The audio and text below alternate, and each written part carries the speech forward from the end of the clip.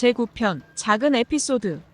남원시 인월면에 가면 원재당 한약방이 있는데 이 약방 주인은 노계식으로 1940년 경진생입니다. 윗대 조상 중에 노옥계 선생이 있었는데 집안이 학문을 좋아하는 호학기질이 있고 인간관계 처신에 있어 크게 욕먹을 짓은 하지 않는 경향이 있었습니다. 노계식 윗대도 함양에 살았지만 6.25 무렵에는 인월에 살게 되었는데 함양과 인월은 지리산을 끼고 있는 이웃 동네다 보니 교류가 많았습니다. 함양 출신인 박도사와 인월의 노계식은 젊었을 때 친구였습니다. 한약방 주인은 약초의 성분과 효과에 대해서도 알아야 하고 인체의 각종 혈자리에도 조예가 있어야 하므로 도사들과 어울리기에는 아주 적당한 직업이기도 합니다.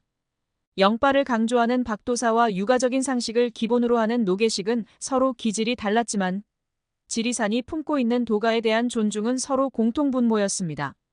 지리산은 무수한 도인들을 배출한 한반도 최대의 영산으로 골짜기마다 기인들의 무용담과 기행이 박혀 있었습니다.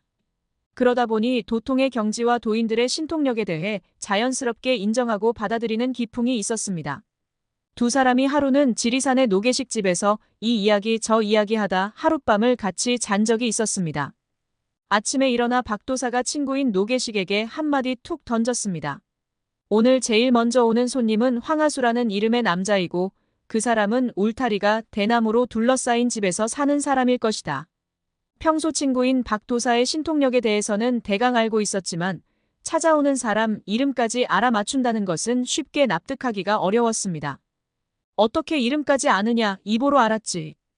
여기서 이보라고 하는 것은 이보통령의 줄임말인데 접신이 된 상태에서 신명이 그 사람의 귀에다 대고 뭐라고 알려주는 것을 이보통령이라고 합니다. 이보로 알았지 하고 친구가 다그치니 박도사는 아니다라고 부정했습니다. 이치를 따져서 알았다고 대답했습니다. 그러자 이보가 아니면 황하수라는 이름을 어떻게 알았느냐? 그 이유를 대봐라. 물었습니다. 지금 우리가 자고 난 방의 머리맡에 물사발이 있지 않느냐? 저 물사발에 대뿌리 하나가 놓여 있다. 그 대뿌리의 색깔은 누르스름한 색이다. 그리고 물사발에 담겨있는 물이 창문으로 들어오는 아침 햇살을 받아 아주 맑게 보였다. 물이 맑으니까 하수다. 그리고 대뿌리가 있으니까. 그 찾아오는 사람은 집의 울타리가 대나무로 되어 있을 것이다. 박도사가 이렇게 예언을 해놓고 한약방에 처음 찾아오는 손님이 누구인가를 기다렸습니다. 과연 처음에 오는 손님이 있어 조심스럽게 이름을 물어보니까 황하수라고 하는 게 아닌가. 귀신이 곡할 노릇이었습니다. 예전에는 잠을 자는 방 머리맡에 찬물 한 사발을 놓고 자는 습관이 있었습니다. 자다가 혹시 목마를 경우에 먹기 위한 생수인데 이 물사발 위에 얹어진 대뿌리를 보고 황시성을 연상하고 게다가 대나무 울타리에 둘러싸인 집에서 산다는 사실을 어떻게 유추한단 말인가. 이것이 과연 이성적 추리로 접근이 가능한 세계인가. 박도사는 전성기 때 여러 선거에 개입한 적도 있었습니다. 지방의 국회의원 선거가 있었을 때인데 박도사와 평소에 안면이 있던 사람이 국회의원 후보로 출마했습니다. 제가 이번에 선거 나가면 당선되겠습니까?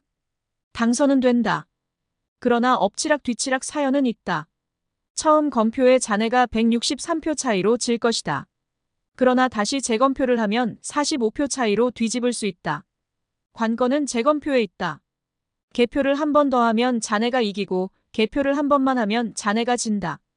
과연 박도사의 예언대로 1차 개표에서 163표 차이로 그 후보자는 졌으나 개표에 문제가 있다고 해서 다시 재검표를 요구했고 재검표 결과도 박도사 예언대로 45표 차이로 이겼다고 합니다. 박도사는 이 국회의원 후보자에게 선거 자금도 빌려준 적이 있었습니다. 투표 3일을 앞두고 후보자가 실탄이 떨어졌는데 이때 박도사가 과감하게 상당한 금액을 지원했습니다. 당선될 줄 미리 내다보았기 때문에 가능한 일이었습니다. 박도사에 대한 이런저런 이야기를 채집한 조용헌 박사는 90년대 중반에 지리산 인근의 명당을 보러 이 동네 저 동네의 좋은 터를 답사 다닐 때 당시 풍수를 가르쳐주던 70대 후반의 경산 선생을 모시고 함양을 지나다가 서상면의 박도사 집을 예고 없이 불쑥 찾아간 적이 있었다고 합니다. 그때 덕운 정사가 거의 완공되었던 때였다고 합니다. 제 사주나 한번 봐주십시오. 벌 한 마리가 방 안에 들어와 날아다니는구나. 나갈 구멍을 찾지 못해서 앵앵거리며 방 안을 이리 갔다 저리 갔다 하는구나. 이것이 박도사가 조용헌 박사에게 던져준 점괘였습니다. 이 벌 이야기는 선가에서 회자되는 이야기이기도 합니다. 신찬 선사가 죽어라 책만 보는 나이든 선승에게 남긴 선시입니다. 제10편이 계속됩니다. 구독과 좋아요 부탁드립니다.